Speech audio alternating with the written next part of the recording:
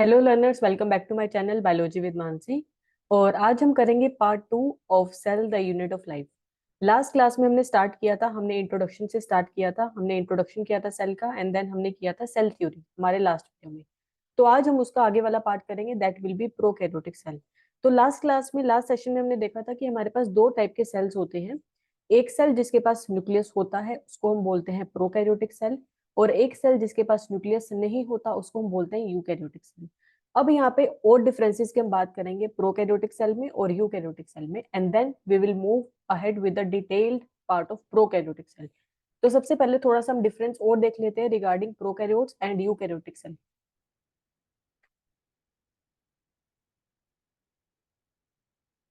Prokaryotic cell and eukaryotic cell.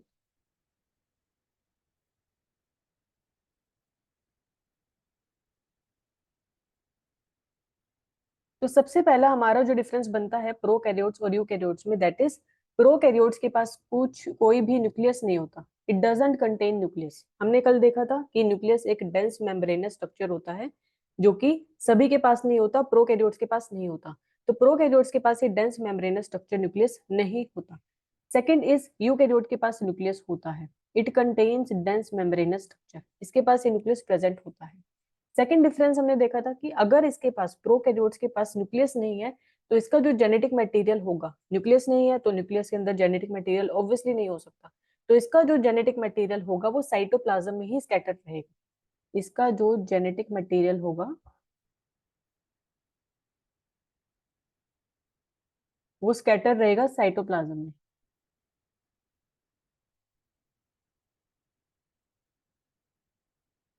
But अगर मैं eukaryotes की बात करूं तो इसमें न्यूक्लियस प्रेजेंट है, एक डेंस मेम्ब्रेनस स्ट्रक्चर प्रेजेंट है।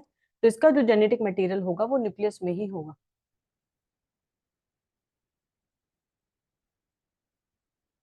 नेक्स्ट अगर मैं एक और डिफरेंस की बात करूं तो दैट इज प्रोकैरियोट सेल के पास कोई भी मेम्ब्रेन बाउंड ऑर्गेनली नहीं होती। देखो, मेम्ब्रेन बाउंड ऑर्गेनली वो ऑर्गेनली होती है जिसके आसपास, जिस ऑर्गेनली के आसपास एक मेम्ब्रेन प्रेजेंट हो। प्रोकैरियोट्स के पास वो मेम्ब्रेन बाउंड ऑर्गेनली नहीं होती, डजंट हैव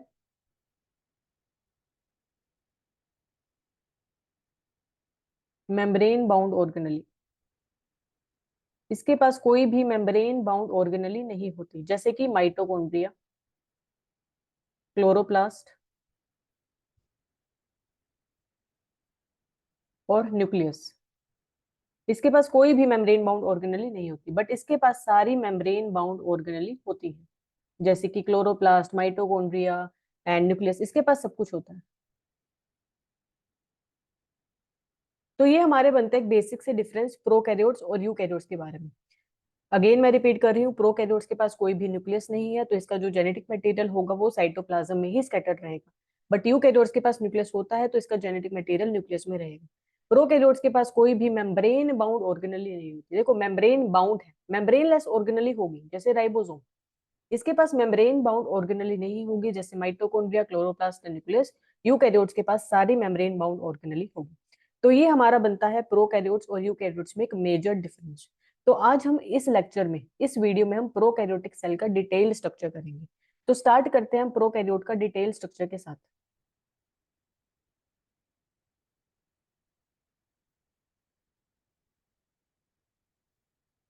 तो थोड़ा सा और देख लेते हैं, एक basic intro about prokaryote cells. तो प्रोकैरियोटिक सेल हमारे जो होते हैं वो स्मॉलर होते हैं देन यूकैरियोट्स। ये काफी छोटे होते हैं देन यूकैरियोट्स। अगेन इनके पास कोई भी न्यूक्लियस नहीं होता।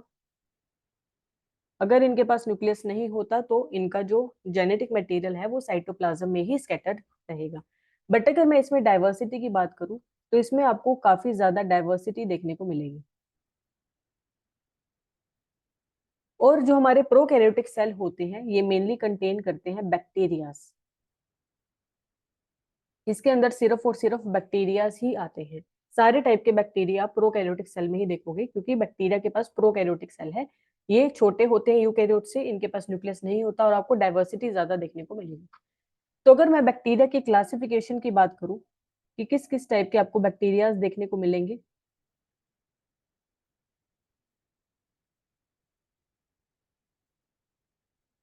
तो इसके अंदर बेसिकली दो टाइप के आपको बैक्टीरिया देखने को मिलेंगे.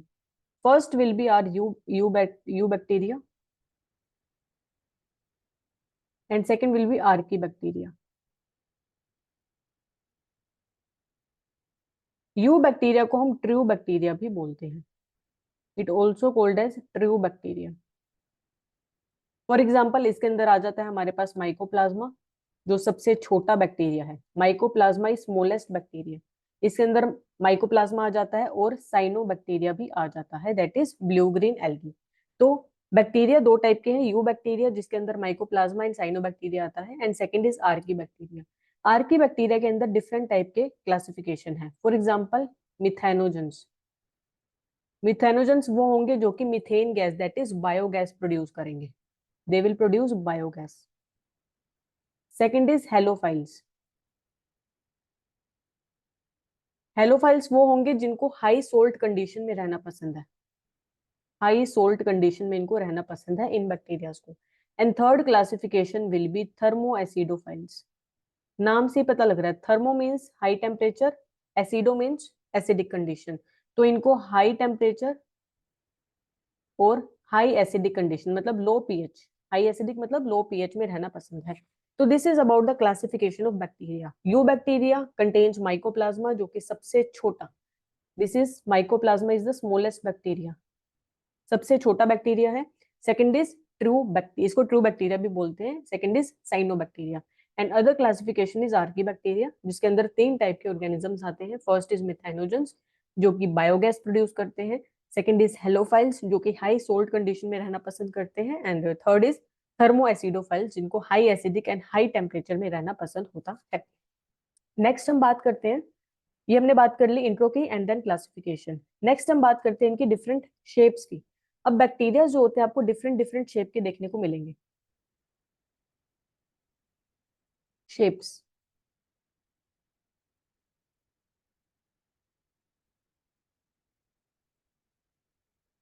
तो बेसिकली चार ही शेप के हमारे बैक्टीरिया होते हैं. First shape will be कोकस. हमारे जो कोकस होंगे वो होंगे स्फेरिकल. इनकी जो शेप रहेगी वो स्फेरिकल रहेगी. सेकंड शेप होती है बेसिलस. इनकी जो शेप रहेगी वो रहेगी रोड लाइक. इनकी शेप रहेगी rod like. Third will be vibrio. इनकी जो शेप रहेगी वो रहेगी comma shaped. Comma shaped. And fourth will be spirillum. इनकी जो शेप रहेगी वो रहेगी स्पाइरल शेप. तो अगर मैं बात करूं कोकस की, दे आर स्फेरिकल, आपको ऐसे देखने को मिलेंगे कोकस स्फेरिकल शेप के. सेकंड विल बी बेसिलस, आपको थोड़े से रोड शेप ऐसे देखने को मिलेंगे. Third is vibrio, comma shape ऐसे देखने को मिलेंगे, ऐसे comma shape. And fourth is spirillum, ये आपको ऐसे स्पाइरल शेप के देखने को मिलेंगे. इनमें से कोकस, बेसिलस, विब्रियो एंड स्पाइरेलियम में से सबसे ज्यादा कॉमन इज बेसिलस. सबसे कॉमनली आपको बेसिलस ही देखने को मिलेंगे शेप के अकॉर्डिंग. अब जो हमारे कोकस होते हैं इनकी भी डिफरेंट क्लासिफिकेशन है on the basis of shape. तो इनकी शेप देख लेते हैं अलग अलग. सो फर्स्ट विल बी, अगर ये ऐसे चेन की फॉर्म में प्रेजेंट है, एक लंबी चेन की फॉर्म में प्रेजेंट है कोकस, तो इसको हम बोलेंगे स्ट्रेप्टोकोकस. यहाँ पे जो स्ट्रेप्टो है इसका मतलब होता है चेन. अगर हमारा कोकस एक लंबी चेन बना रहा है इसको हम बोलेंगे स्ट्रेप्टोकोकस. अगर हमारा कोकस ऐसे दो दो ही प्रेजेंट है, दो ही कोकस, दो ही बैक्टीरिया एक साथ प्रेजेंट है कोकस शेप वाले, इसको हम बोलेंगे डिप्लोकोकस. डिप्लोकोकस. बट अगर हमारा जो ये कोकस है, ये बैक्टीरिया है, अगर ये एक ग्रुप बनाता है, ऐसे एक झुंड बनाता है, ग्रुप बनाता है, इसको हम बोलेंगे स्टेफाइलोकोकस. स्टेफाइलोकोकस. इसमें जो स्टेफाइलो का मतलब होता है, इसका मतलब होता है ग्रुप. तो अगर एक चेन चेन बना रहा है तो स्ट्रेप्टोकोकस, अगर दो है तो डिप्लोकोकस, और अगर ये ग्रुप बना रहा है, एक झुंड बना रहा है, इसको हम बोलेंगे स्टेफाइलोकोकस. स्ट्रेप्टो का मतलब होता है चेन, स्टेफाइलो का मतलब होता है एक ग्रुप बना लेना. ये हो गई हमारी बात डिफरेंट शेप्स की. नेक्स्ट हम बात करते हैं इसके अंदर. अब हम बात करेंगे एक डिटेल स्ट्रक्चर का, प्रोकैरियोट्स. अभी तक हमने इंट्रोडक्शन देखा है कि हाँ हमारा प्रोकैरियोट्स और यूकैरियोट्स में क्या डिफरेंस है. फिर हमने देखा कि प्रोकैरियोट्स का क्या क्या इंट्रो है, छोटे होते हैं यूकैरियोट से, फिर हमने उसका क्लासिफिकेशन देखा बैक्टीरिया का, फिर हमने देखा कि इनकी क्या क्या शेप्स होती हैं। तो नाउ हम बात करते हैं एक detail structure of prokaryotic cell.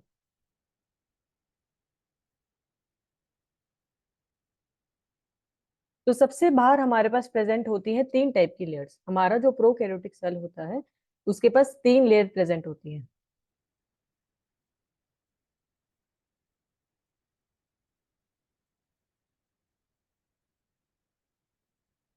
सबसे बाहर आपको देखने को मिलेगा ग्लाइकोकैलेक्स। सबसे बाहर होगा ग्लाइकोकैलेक्स। उसके अंदर एक और लेयर प्रेजेंट होगी जो थोड़ी सी रिजिड होगी और थिक होगी, जिसको हम बोलते हैं cell wall. That is called as cell wall. इसके अंदर एक और लेयर प्रेजेंट होगी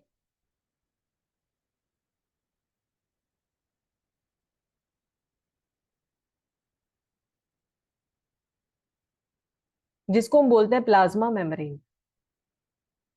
प्लाज्मा मेम्ब्रेन। तो ये तीनों मिलके, दैट इज सबसे बाहर ग्लाइकोकैलेक्स, उसके अंदर cell wall and then plasma membrane, ये तीनों मिलके एक सेल एनवलप बनाती है। ये तीनों मिलके एक सेल एनवलप बनाती है। इसके अंदर अब हमारे पास जो सबसे अंदर वाली लेयर है दैट इज प्लाज्मा मेम्ब्रेन। इसके अंदर कुछ एक्सटेंशंस प्रेजेंट होंगे, ऐसे कुछ एक्सटेंशन प्रेजेंट होंगे जिसको हम बोलते हैं मीजोजोम्स। इन मीजोजोम्स के ऊपर जो ये एक्सटेंशन होती है प्लाज्मा मेम्ब्रेन की, इसके ऊपर कुछ एंजाइम भी देखने को मिल जाएंगे। So it has enzymes. Mesosomes के ऊपर कुछ एंजाइम्स भी आपको देखने को मिल जाएंगे। एक और यहाँ पे एक्सटेंशन होती है, एक और इनफोल्डिंग प्रेजेंट होती है प्लाज्मा मेम्ब्रेन के ही अंदर, यहाँ पे जो ज्यादा एक्सटेंसिव होती है, जो ज्यादा फैली हुई होती है, ज्यादा एक्सटेंसिव होती है, इसको बोलते हैं हम क्रोमेटोफोर्स। क्रोमेटोफोर्स क्यों? क्योंकि इसके ऊपर कुछ कलर बियरिंग पिगमेंट्स प्रेजेंट होते हैं। It contain colour bearing pigment जो कि आगे जाके फोटोसिंथेसिस में मदद करते हैं। तो अभी तक हमने देखा सबसे बाहर हमारे पास ग्लाइकोकैलेक्स प्रेजेंट है, उसके अंदर सेल वॉल प्रेजेंट है, सेल वॉल के अंदर प्लाज्मा मेम्ब्रेन प्रेजेंट है। ये तीनों मिलकर एक सेल एनवलप बनाती है। जो हमारी प्लाज्मा मेम्ब्रेन है उसके अंदर कुछ एक्सटेंशन प्रेजेंट होती हैं। एक एक्सटेंशन होती है दैट इज मीजोजोम, जिसके ऊपर कुछ एंजाइम प्रेजेंट होते हैं जो कि आगे हम बात करेंगे क्या काम करते हैं। And second extension is chromatophores, जो कि कलर बियरिंग पिगमेंट्स कंटेन करती है, जो कि आगे जाके फोटोसिंथेसिस में मदद करती है। नेक्स्ट हम बात करते हैं इसके ऊपर कुछ सेल सरफेस स्ट्रक्चर्स भी प्रेजेंट होते हैं। Cell surface structure. So this is our flagella.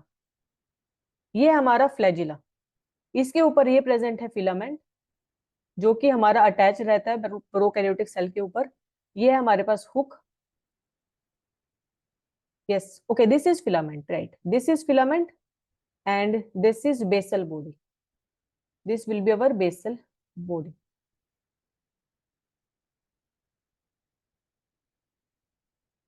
तो हमारी जो बेसल बॉडी होगी वो हमारी प्रोकैरियोटिक सेल पे अटैच रहेगी।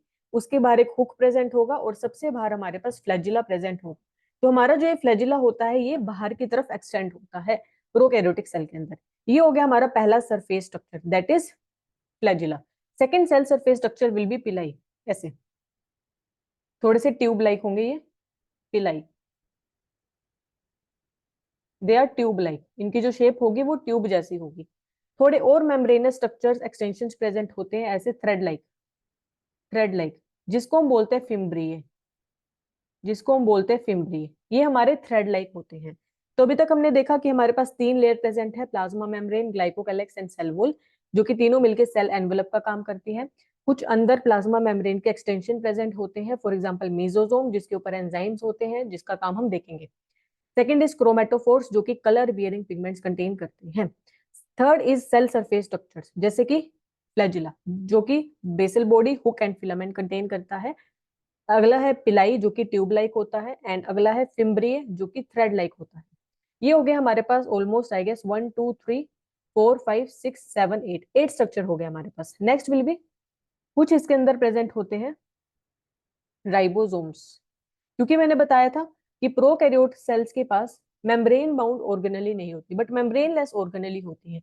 तो इसके पास राइबोसोम होगा, दैट इज 70S वाला इसके पास राइबोसोम होगा। इसके पास कुछ स्टोर करने के लिए इंक्लूजन बॉडीज भी प्रेजेंट होती हैं, ऐसे इंक्लूजन बॉडीज जिसका काम होता है स्टोरेज, इंक्लूजन बॉडीज जिसका काम होता है स्टोरेज। नेक्स्ट इज इसके अंदर, अब मैंने बताया कि जेनेटिक मटेरियल स्टोर करने के लिए न्यूक्लियस नहीं है, तो इसका जो जेनेटिक मटेरियल होगा वो साइटोप्लाज्म में ही स्कैटर्ड रहेगा। तो दिस इज अवर न्यूक्लियोइड, अंदर हमारे पास होगा न्यूक्लियोइड। प्लस प्रोकैरियोटिक सेल के पास एक एक्स्ट्रा क्रोमोसोमल पार्ट भी होता है डीएनए का, जिसको हम बोलते हैं प्लाज्मिड। सो ये हमारे पास plasmid. So this is the overall structure of a prokaryotic cell. इसके पास 12 स्ट्रक्चर्स होते हैं, plasma membrane, glycocalyx, cell wall, mesosomes, chromatophores, flagella, pili, fimbriae, inclusion bodies, ribosomes, next plasmid and nucleoid. एक एक करके हर एक स्ट्रक्चर के बारे में डिटेल करते चलते हैं। तो सबसे पहले हम स्टार्ट करेंगे सबसे बाहर से, दैट विल बी अवर, जो कि सेल एनवेलप बनाता है, that is plasma membrane, glycocalyx and cell wall. यहाँ से हम स्टार्ट करते हैं। So first will be cell envelope. तो सेल एनवेलप हमारा 3 लेयर से मिलकर बना होता है। सबसे बाहर होता है हमारे पास ग्लाइकोकैलेक्स, उसके बाहर अंदर होता है हमारे पास सेल वॉल, और सेल वॉल के भी अंदर होता है हमारे पास सेल मेम्ब्रेन। तो हमारी जो ग्लाइकोकैलेक्स होती है वो हमारी मिलके बनी होती है कार्बोहाइड्रेट की। जो हमारी बाहर ग्लाइकोकैलेक्स होती है that is made up of carbohydrate. उसके अंदर जो सेल वॉल होती है वो भी कार्बोहाइड्रेट की ही मिलके बनी होती है। बट इसके अंदर जो हमारी सेल मेम्ब्रेन होती है that is made up of lipid, वो लिपिड की मिलके बनी होती है। तो जो सेल एनवेलप होता है हमारा, उसकी जो तीनों लेयर्स हैं, glycocalyx, cell wall and cell membrane, तीनों की कंपोजिशन अलग अलग है। तो जो सेल वॉल होता है वो हमारा केमिकल कॉम्प्लेक्सिटी प्रोवाइड करता है, केमिकल कॉम्प्लेक्सिटी प्रोवाइड करता है। क्यों? क्योंकि इसकी जो तीनों लेयर्स हैं वो अलग अलग मटेरियल से बनी है। दो हमारी कार्बोहाइड्रेट से मिलकर बनी है और एक हमारी लिपिड की है। तो हमारा जो सेल एनवेलप होता है वो केमिकल कॉम्प्लेक्सिटी प्रोवाइड करता है। तो सबसे पहले हम स्टार्ट करेंगे ग्लाइकोकैलेक्स के साथ।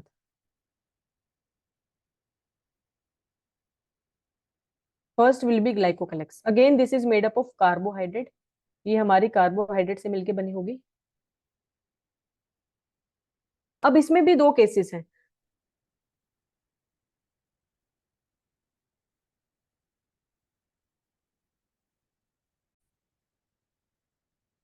तो अब हमारी जो ग्लाइकोकैलेक्स होती है वो कार्बोहाइड्रेट से मिलकर बनी होती है। अब हमारी जो ये ग्लाइकोकैलेक्स होती है वो थोड़ी सी थिक और टफ भी हो सकती है, it could be thick and tough. अगर ये हमारी ग्लाइकोकैलेक्स थिक है और टफ है तो इसको हम बोलेंगे कैप्सूल, देन हमारी ग्लाइकोकैलेक्स को हम बोलेंगे कैप्सूल। बट अगर हमारी ग्लाइकोकैलेक्स काफी ज्यादा थिन है, स्लाइमी है, तो इसको हम बोलेंगे स्लाइमी लेयर, इसको हम बोलेंगे स्लाइमी लेयर। अब इन दोनों के हम फंक्शन देख लेते हैं। तो अगर हमारी ग्लाइकोकैलेक्स थिक है, टफ है, तो इसको हम बोलेंगे कैप्सूल। इसका काम होता है, इट प्रोवाइड हमें जो होता है रेजिस्टेंस। ये हमारे जो बैक्टीरियाज होते हैं ये इनको मदद करते हैं फॉर फाइटिंग, मतलब इन्फेक्शन कोज करने में मदद करते हैं। और अगर हमारा ग्लाइकोकैलेक्स थिन है और स्लाइमी है तो ये मदद करता है अटैचमेंट, ये मदद करेगा इसको अटैच करने में। सो this is all about glycocalyx. तो अभी तक हमने देखा glycocalyx is made up of carbohydrate. ये थिक भी हो सकती है, टफ भी हो सकती है, और इसको हम बोलते हैं कैप्सूल। ये प्रोवाइड करता है डिसीज कोजिंग एबिलिटी, ये इन्फेक्शन कोज करने में या फिर डिसीज कोज करने में मदद करता है बैक्टीरिया को। और अगर हमारी ग्लाइकोकैलेक्स थिन है, स्लाइमी है, तो इसको हम बोलेंगे स्लाइमी लेयर, और ये मदद करती है इन द अटैचमेंट। नेक्स्ट हम बात करते हैं हमारे सेल वॉल की। सेकंड हम बात करेंगे सेल वॉल की। अब हमारी जो सेल वॉल होती है ये भी हमारी कार्बोहाइड्रेट से मिलके ही बनी होती है। It is also made up of carbohydrate, इसका नेचर भी कार्बोहाइड्रेट होता है। इसका फंक्शन हम देख लेते हैं। ये क्या करते हैं, शेप प्रोवाइड करती है सेल को, ये सेल को शेप प्रोवाइड करती है, ये सेल को सपोर्ट प्रोवाइड करती है। It also provide support to the cell, shape provide करेगी, सपोर्ट प्रोवाइड करेगी। इसलिए काफी ज्यादा हार्ड होती है, जैसे एक आयरन होता है, जैसे एक आयरन होता है वैसे होता है, ये काफी ज्यादा हार्ड होती है, आयरन लाइक। नेक्स्ट हम बात करते हैं, अब हमारी जो सेल वॉल होती है वो हर एक बैक्टीरिया के अंदर प्रेजेंट होती है, बट इसमें भी एक एक्सेप्शन है। एक बैक्टीरिया है जिसके पास सेल वॉल नहीं होती, सेल वॉल अब्सेंट होती है, और उसको हम बोलते हैं माइकोप्लाज्मा। तो माइकोप्लाज्मा के अंदर दो हमने खास बात देख ली, एक तो माइकोप्लाज्मा के पास सेल वॉल नहीं होगी, एंड सेकेंड इज माइकोप्लाज्मा सबसे छोटा बैक्टीरिया है, सबसे स्मॉलेस्ट है। तो माइकोप्लाज्मा हमारा सबसे छोटा बैक्टीरिया है और इसके पास सेल वॉल नहीं होती। अगर मैं सेल वॉल की कंपोजिशन की बात करूं तो ये कार्बोहाइड्रेट से मिलकर बना होता है, बट थोड़ा सा इसके अंदर कुछ पेप्टाइड्स मतलब प्रोटीन्स और अमाइनो एसिड भी प्रेजेंट होते हैं। तो अगर मैं इसकी सेल वॉल की कंपोजिशन की बात करूं तो that is made up of peptidoglycan. Peptidoglycan, यहाँ पे जो वर्ड ग्लाइकन है इसका मतलब होता है कार्बोहाइड्रेट। अब कौन सा कार्बोहाइड्रेट होता है इसके अंदर, दैट इज नैग और नैम। नैग मतलब एन, नैग एंड नैम। एक एक करके इनके स्ट्रक्चर के बारे में बात करते हैं। Second is peptidoglycan. पेप्टाइडोग्लाइकन का क्या मतलब है, इसके अंदर पेप्टाइड बॉन्ड होंगे, मतलब अमाइनो एसिड्स होंगे, अमाइनो एसिड्स होंगे। तो हमारी जो सेल वॉल होती है दैट इज पेप्टाइडोग्लाइकन, इसके अंदर अमाइनो एसिड प्रेजेंट होंगे, पेप्टाइडो मतलब अमाइनो एसिड्स, और इसके अंदर ग्लाइकन का एक पार्ट होगा that is carbohydrate, NAG and NAM. NAG मतलब N acetyl glucosamine, glucosamine, and NAG NAM मतलब N acetyl muramic acid.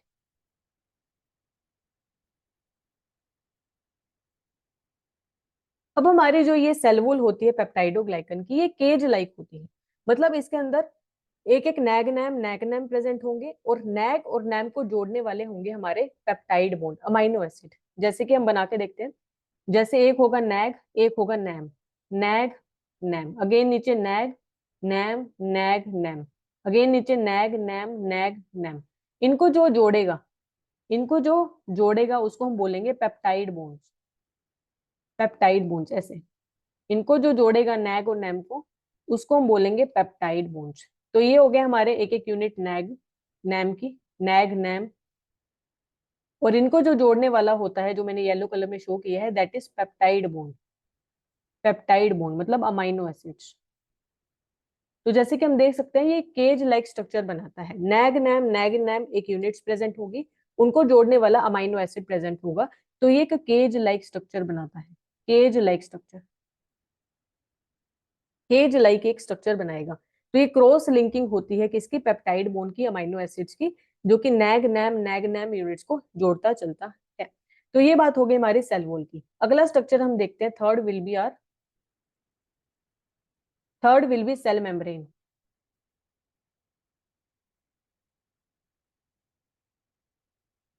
Cell membrane को हम प्लाज्मा मेम्ब्रेन भी बोल सकते हैं। इसका जो डिटेल स्ट्रक्चर होगा वो हम यूकैरियोटिक सेल में देखेंगे, बिकॉज चाहे वो प्रोकैरियोटिक सेल हो चाहे वो यूकैरियोटिक सेल हो, सबके अंदर जो सेल मेम्ब्रेन होती है उसकी कंपोजिशन सेम रहती है, उसका जो पार्ट होता है वो बिल्कुल सेम रहता है। तो इसकी जो लेयर होती है that is made up of lipid, lipid की लेयर प्रेजेंट होती है, लिपिड इसकी कंपोजिशन होती है सेल मेम्ब्रेन की या फिर प्लाज्मा मेम्ब्रेन की। अच्छा, इसका काम क्या होता है, अगर मैं लिपिड में भी बात करूँ तो that will B phospholipid. Different type के लिपिड होते हैं, बट हमारी जो प्लाज्मा मेम्ब्रेन होती है इसके अंदर बेसिकली फोस्फोलिपिड ज्यादा देखने को मिलता है। अब ये जो लिपिड होता है ये बाई लेयर फॉर्म में प्रेजेंट होता है, दो लेयर देखने को मिलेगी आपको लिपिड्स की। अगर मैं एक सेल में एक लिपिड का स्ट्रक्चर बनाऊं तो ये ऐसे बनेगा, सबसे ऊपर होगा हेड और नीचे होंगी टेल, ये रही हमारी टेल। अब हमारा जो हेड होता है ये हमारा होता है हाइड्रोफिलिक। हाइड्रोफिलिक का क्या मतलब है, वाटर लविंग। हाइड्रोफिलिक का मतलब हो गया वाटर लविंग। बट हमारी जो टेल होती है वो होती है हमारी हाइड्रोफोबिक।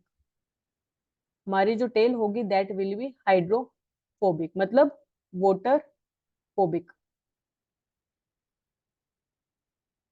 तो ये स्ट्रक्चर हो गया हमारा एक लिपिड का, ऊपर हेड होगा हाइड्रोफिलिक वाटर लविंग और नीचे टेल्स प्रेजेंट होगी, हाइड्रोफोबिक होंगी, दैट इज वाटर फोबिक होगी। अब ये एक था हमारा लिपिड का स्ट्रक्चर, मैंने बोला कि ये जो प्लाज्मा मेम्ब्रेन होगी that will B by layer की फॉर्म में प्रेजेंट होगी ऐसे, बहुत सारे ऊपर हेड प्रेजेंट होंगे, नीचे टेल्स प्रेजेंट होंगी।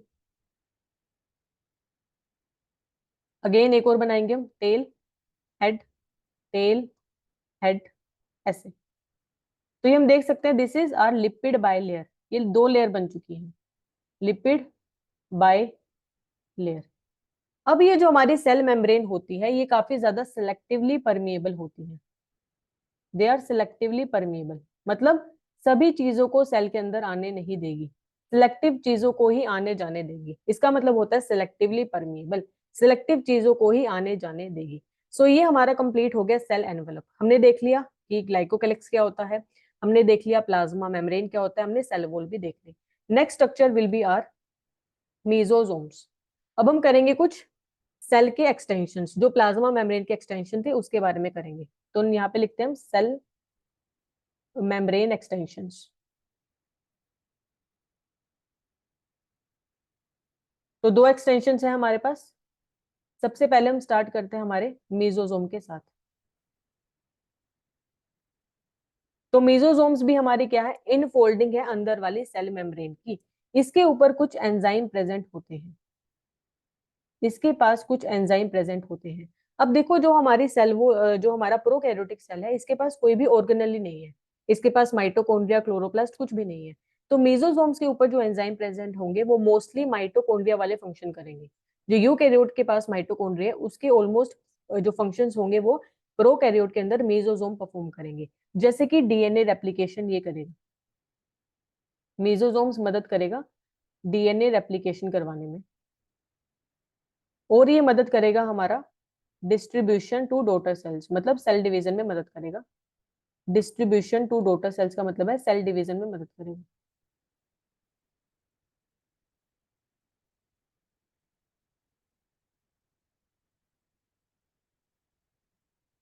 ये आगे मदद करेगा सेल वॉल बनाने में, सेल वॉल फॉर्मेशन में भी ये मदद करेगा। जो सेल एनवेलप की बीच वाली लेयर थी सेल वॉल, ये बनाने में मदद करेगा।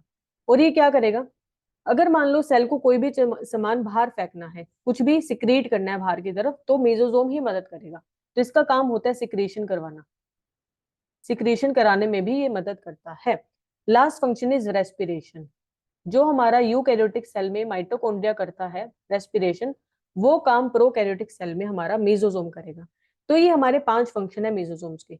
रेप्लिकेशन करने में मदद करेगा, सेल डिवीजन में मदद करवाएगा, सेल वॉल फॉर्मेशन में मदद करेगा, सिक्रेशन में मदद करेगा, और ये हमारा रेस्पिरेशन में भी मदद करेगा। So these are the functions of mesosomes, जो कि हमारी एक्सटेंशन होती है अंदर वाली सेल मेम्ब्रेन की, प्लाज्मा मेम्ब्रेन की।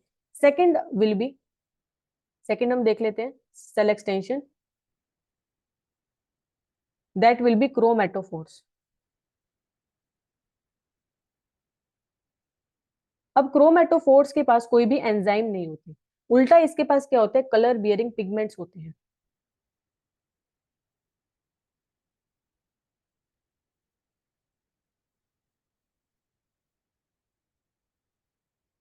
जो कि मदद करते हैं फोटोसिंथेसिस में, फोटोसिंथेसिस में।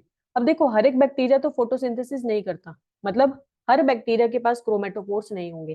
क्रोमेटोफोर्स आपको सिर्फ cyanobacteria that is blue green algae में ही देखने को मिलेगा, ओनली इन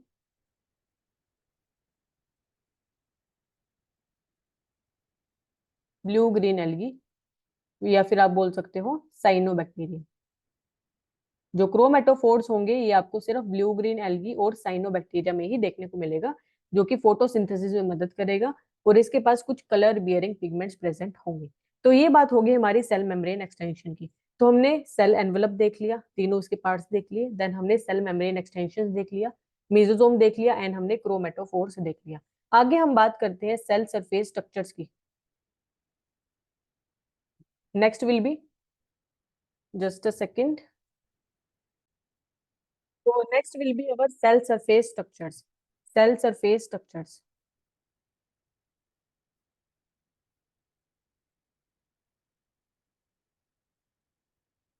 तो सबसे पहला सेल सरफेस स्ट्रक्चर होगा हमारे पास flagella.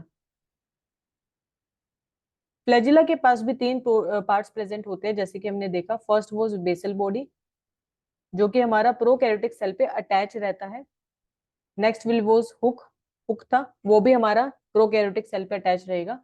Next was filament, filament हमारा बाहर की तरफ होगा, ये सबसे लॉन्गेस्ट पार्ट होता है फ्लैजिला का, और ये बाहर की तरफ निकला हुआ होगा। अच्छा, अब हमारा फ्लैजिला का काम क्या होता है? ये मोटिलिटी प्रोवाइड करता है। It provides motility. ये बैक्टीरिया को मूव करने में मदद करता है। बट ये जो फ्लैजिला होता है ये हर एक बैक्टीरिया के अंदर नहीं होता। For example cyanobacteria.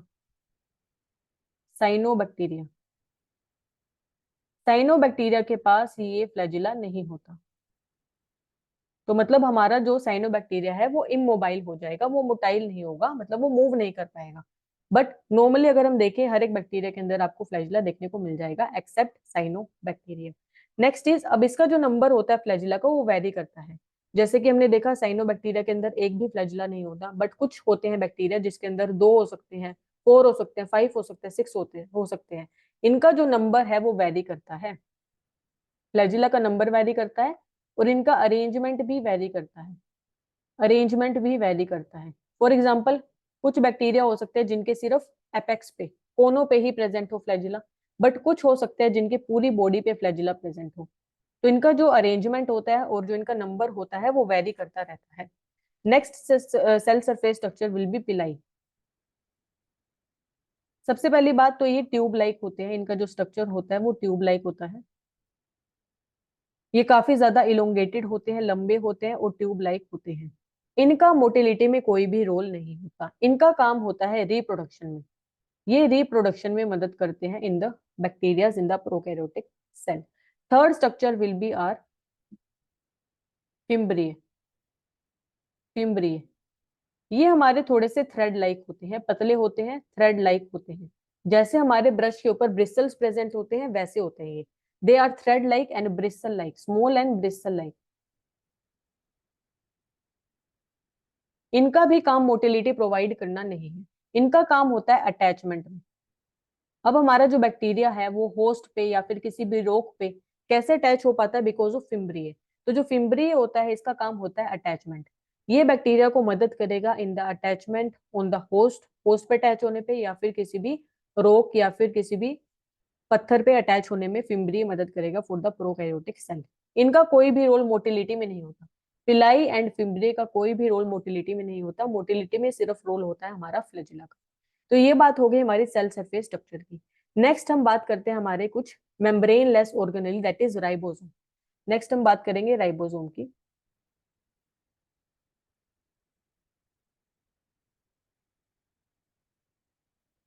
ये हमारी मेम्ब्रेन लेस ऑर्गेनेली है। मेम्ब्रेन लेस ऑर्गेनेली है। अगर मैं एक प्रोकैरियोटिक की बात करूं तो प्रोकैरियोटिक के अंदर 70s राइबोसोम देखने को मिलेगा। 70s ribosome. अब ये 70s की एक छोटी यूनिट होगी, एक बड़ी यूनिट होगी। इसकी जो स्मॉलर यूनिट होगी दैट विल बी 30s, और इसकी जो लार्जर यूनिट होगी that will B 50s।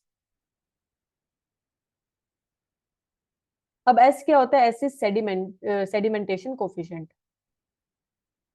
S is sedimentation coefficient, जो कि एक यूनिट होती है, स्विडबर्ग यूनिट होती है, जो कि मेजरमेंट की होती है डेंसिटी को मेजर करने के लिए। तो इसमें 70s will be smaller will be 30s, और बड़ी होगी हमारी 50s।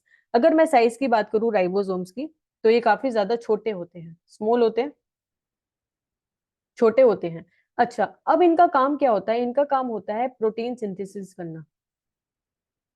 इनका काम होता है प्रोटीन बनाना, प्रोटीन की सिंथेसिस करना। जैसे कि हम सबको पता है सेंट्रल डोगमा के अंदर क्या होता है? डीएनए से आरएनए बनता है, आरएनए से प्रोटीन बनता है। तो प्रोटीन, आरएनए से प्रोटीन बनाने में मदद करेगा राइबोसोम। अब हमारे पास for example this is our RNA. ये हमारा एक आरएनए है। अगर स्पेसिफिकली बोलूं तो मैं एमआरएनए बोलूंगी इसको। तो इस पे क्या होगा? हमारे पास बहुत सारे राइबोसोम जुड़ जाएंगे। एक बड़ी यूनिट है 50s, और नीचे छोटी यूनिट है 30s। ऐसे बहुत सारे यहाँ पे राइबोसोम जुड़ जाएंगे। और जब बहुत सारे राइबोसोम एक एमआरएनए पे जुड़ते हैं तो वो आगे जाके प्रोटीन बनाने में मदद करते हैं। जब एक आरएनए आगे जाके प्रोटीन बनाता है, इस प्रोसेस को हम बोलते हैं ट्रांसलेशन। तो मतलब राइबोसोम का काम होता है ट्रांसलेशन करना, एमआरएनए से प्रोटीन बनाना। जब एक एमआरएनए के ऊपर बहुत सारे ये राइबोसोम जुड़ जाते हैं, इस स्ट्रक्चर को हम बोलते हैं पोलिसोम। इसको हम पोलिसोम भी बोल सकते हैं और पोली राइबोसोम भी बोल सकते हैं। पोली मतलब मैनी, राइबोसोम मतलब जो प्रोटीन में मदद कर रहे हैं। तो इस स्ट्रक्चर को हम बोलते हैं पॉलीराइबोसोम, जो कि मदद करता है इन द mRNA को प्रोटीन बनाने में, दैट इज ट्रांसलेशन में। नेक्स्ट हम बात करते हैं इंक्लूजन बॉडीज की।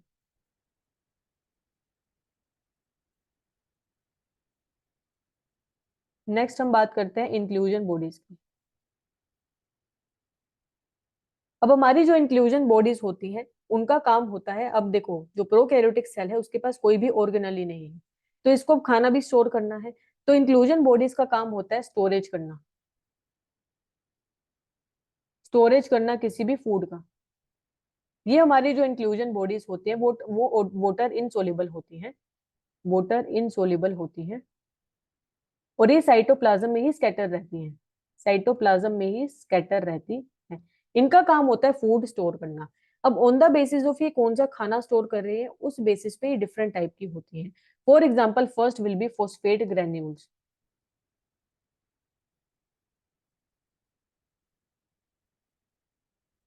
जो हमारी फोस्फेट फोस्फेट ग्रेन्यूल्स होंगे वो स्टोर करेंगे, दैट विल स्टोर फोस्फेट, ये फोस्फेट को स्टोर करेंगे। Next will B glycogen granules, glycogen granules, ये हमारा स्टोर करेंगे glycogen, they will store glycogen. एक होते हैं हमारे पास गैस वैक्यूल्स, गैस वैक्यूल्स, इनका काम होता है बोयंसी प्रोवाइड करना, बोयंसी प्रोवाइड करना। ये भी हमारे हर एक बैक्टीरिया में देखने को नहीं मिलेंगे, ये आपको देखने को मिलेंगे again cyanobacteria, that is blue green algae, blue green algae. और ये आपको पर्पल और ग्रीन बैक्टीरिया में भी देखने को मिल सकते हैं, पर्पल प्लस ग्रीन बैक्टीरिया। तो ऑन द बेसिस ऑफ ये क्या स्टोर कर रहे हैं, डिफरेंट टाइप के होते हैं। Phosphate granules will store phosphate, glycogen granules will store glycogen. तो ये बात हो गई हमारे राइबोसोम्स एंड इंक्लूजन बॉडीज की। लास्ट विल बी अवर जो कि हमारा जेनेटिक मटेरियल स्टोर करते हैं, that is nucleoid and extra chromosomal part, that is plasmid. उनके बारे में देख लेते हैं। Last will be nucleoid. अब हमारा जो न्यूक्लियोइड होता है दैट इज, अब हमारे पास प्रोकैरियोटिक सेल के पास कोई भी वेल डिफाइंड न्यूक्लियस नहीं है, तो हमारा जो जेनेटिक मटेरियल होगा वो न्यूक्लियोइड की फॉर्म में स्टोर रहेगा इन द साइटोप्लाज्म। तो ये हमारा प्रेजेंट होगा साइटोप्लाज्म में। अब हमारा जो जेनेटिक मटेरियल है, न्यूक्लियस नहीं है तो न्यूक्लियर एनवलप भी नहीं है, तो इस न्यूक्लियोइड को हम क्या बोलेंगे, that will B naked, naked होगा, क्योंकि इसके पास कोई भी एनवलप नहीं है, न्यूक्लियर मेम्ब्रेन, कोई भी न्यूक्लियर एनवलप का, न्यूक्लियर मेम्ब्रेन का कोई भी एनवलप नहीं है। इस टाइप के न्यूक्लियोइड को हम क्या बोलते हैं, नेकेड बोलते हैं। अभी जो हमारा ये न्यूक्लियोइड होगा दैट विल बी स्मॉल होगा, छोटा होगा, काफी ज्यादा छोटा होगा और सर्कुलर होगा, सर्कुलर होगा, छोटा होगा और सर्कुलर होगा। और हमारा जितना भी प्रोकैरियोटिक सेल को जितने भी जीन्स चाहिए जो कि एसेंशियल है उसके फंक्शनिंग के लिए, वो न्यूक्लियोइड में ही होंगे। तो न्यूक्लियोइड कंटेन्स, दे कंटेन्स एसेंशियल जीन्स, जितने भी सेल को, बैक्टीरिया को जितने भी एसेंशियल जीन्स चाहिए वो सारे हमारे न्यूक्लियोइड में ही प्रेजेंट होंगे। ये हमारे सिंगल होते हैं, सर्कुलर होते हैं और छोटे होते हैं। नेक्स्ट हम बात करते हैं इसमें एक्स्ट्रा क्रोमोसोमल डीएनए की, दैट इज प्लाज्मिड, प्लाज्मिड, ये हमारा होता है एक्स्ट्रा क्रोमोसोमल पार्ट,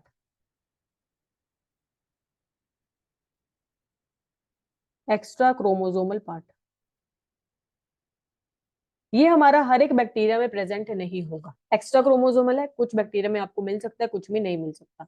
ये भी हमारा छोटा होगा, स्मॉलर होगा, सर्कुलर होगा, बट इसका जो नंबर है वो आपको ज्यादा देखने को मिल सकता है। ऐसा क्यों, न्यूक्लियोइड हमें एक ही देखने को मिला और प्लाज्मिड हमें बहुत सारे देखने को मिले, ऐसा क्यों है, क्योंकि देखो जो न्यूक्लियोइड होगा वो तभी रेप्लिकेट करेगा जब बैक्टीरिया रेप्लिकेट करेगा, मतलब जब एक बैक्टीरिया डिवाइड करेगा, जब एक बैक्टीरिया एक से दो बैक्टीरिया बनाएगा तभी हमारा न्यूक्लियोइड जो है वो आगे जाके डिवाइड कर पाएगा।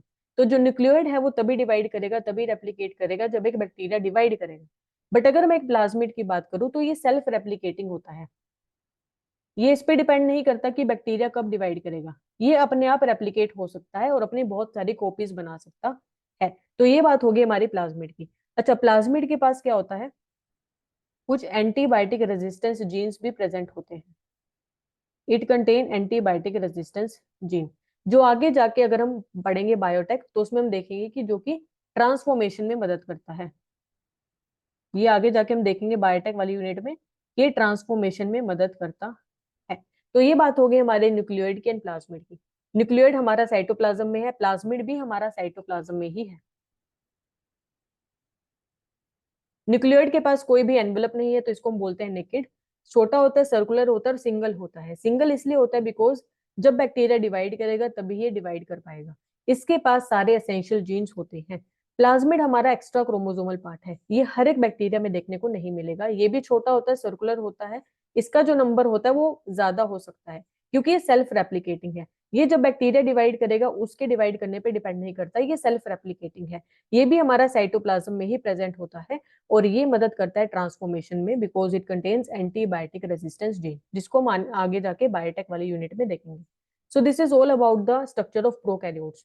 तो हमने प्रोकैरियोट में देखा कि सबसे बाहर होती है हमारे पास ग्लाइकोकैलेक्स, देन हमारे पास होता है सेल वॉल जो कि काफी ज्यादा थिक और टफ होता है, देन हमारे पास होता है प्लाज्मा मेम्ब्रेन। प्लाज्मा मेम्ब्रेन के ऊपर कुछ एक्सटेंशन होते हैं जैसे मीजोजोम्स एंड हमारे क्रोमेटोफोर्स। फिर हमने कुछ सेल सरफेस स्ट्रक्चर देखे जैसे कि फ्लैजिला, पिलाई, फिम्ब्रियम। फिर हमने देखा कुछ अंदर जो हमारे पास मेम्ब्रेन लेस ऑर्गेनली होती है, राइबोसोम्स। हमने इंक्लूजन बॉडीज देखा जिसका काम होता है स्टोर करना। फॉर एग्जाम्पल अगर वो ग्लाइकोजन स्टोर कर रहा है तो ग्लाइकोजन ग्रेन्यूल्स, अगर फोस्फेट कर रहा है तो फोस्फेट ग्रेन्यूल्स। फिर हमने देखा कि जो क्रोमोसोम को, जो हमारा डीएनए होता है जिसको स्टोर करता है, that is nucleoid and plasmid.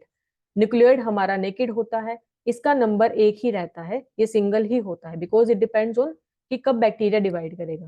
Plasmid का नंबर हमारा ज्यादा हो सकता है because it is self replicating. इसका रोल होता है ट्रांसफॉर्मेशन, और आगे वाली यूनिट में हम देखेंगे कि ये कैसे ट्रांसफॉर्मेशन में मदद करता है in the biotech unit. So I hope आपको मेरी वीडियो अच्छी लगी होगी। If you like my video, don't forget to like and share this video. Thank you so much.